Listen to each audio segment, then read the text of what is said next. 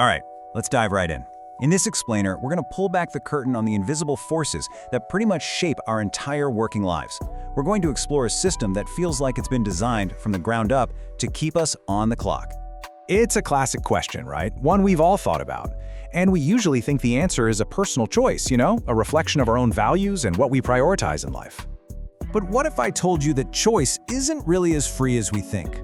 What if the answer is being pushed on us by a huge economic system that we can't even see? That's what we're getting into today, the hidden rules of a game that was set up long before we started playing.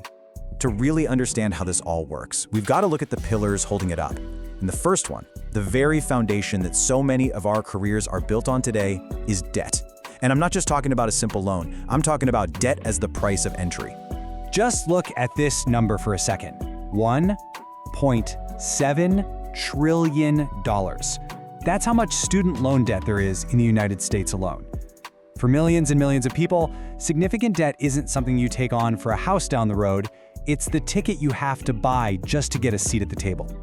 And it's not just a little debt. The scale has completely exploded over the years. I mean, the difference between what a college degree cost in 1980 versus what it costs today is just staggering. What used to be a manageable loan you could pay off pretty quickly has become this financial monster that can dictate your entire career for decades. And the result of all that is something we could call compulsory work. Think about it. When you're facing down huge monthly payments for school, a mortgage, even just credit cards, a steady job stops being about building a career and starts being about simple survival. The freedom to take a risk, to start your own thing, to change paths, all that just shrinks. Okay, so pillar one, debt, locks us into working. But at the exact same time, a second huge change has been going on. All the old safety nets, the things that used to give people a clear finish line, have been taken away. Welcome to the great risk shift. It wasn't always like this. Go back a generation or two, and the deal was different. You'd work for a company, and they'd give you a pension, a guaranteed paycheck for the rest of your life. The company took on the risk of the market. But today, the main game in town is the 401k. The potential for income is there, sure, but the risk? It's been shifted entirely onto you. If the market crashes, that's your problem. If you invest poorly, your problem. And here's the brutal reality of what that shift means. A huge portion of the population has literally nothing, $0 saved for retirement. When you combine crushing debt payments with the entire burden of saving for your own future, the pressure to just keep working for as long as you possibly can becomes almost unbearable. So this is the key takeaway here.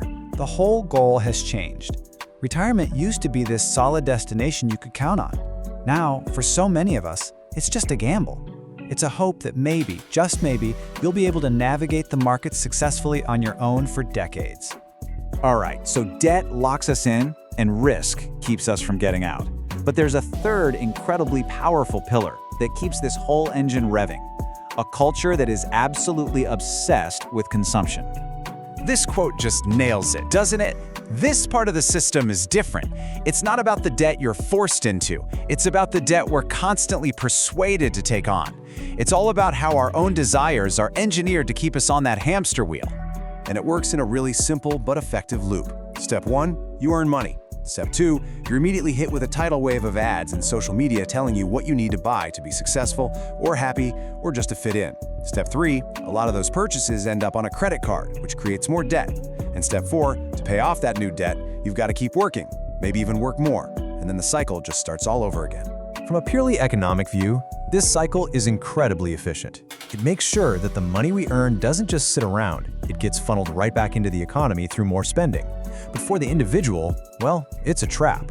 It makes it nearly impossible to save, which slams the door shut on any real chance at financial freedom. So let's pull all three of these pillars together. Because when you stop seeing them as separate issues and you start seeing them as interconnected parts of one giant machine, a really important question about the whole point of our work starts to come into focus. So what have we seen? We've laid out a system that kicks off with a mountain of debt, a system that dumps all the risk of the future squarely on our shoulders, and one that powers itself with a culture that tells us to never stop wanting more. Each pillar just makes the other stronger, creating this powerful current that's incredibly difficult to swim against. Which leaves us with one last thing to think about. When you really break down the rules and the pressures of this whole thing, you have to ask yourself a question. If the game seems so perfectly designed to make sure the average person has to keep playing indefinitely, then who is it actually designed to let win?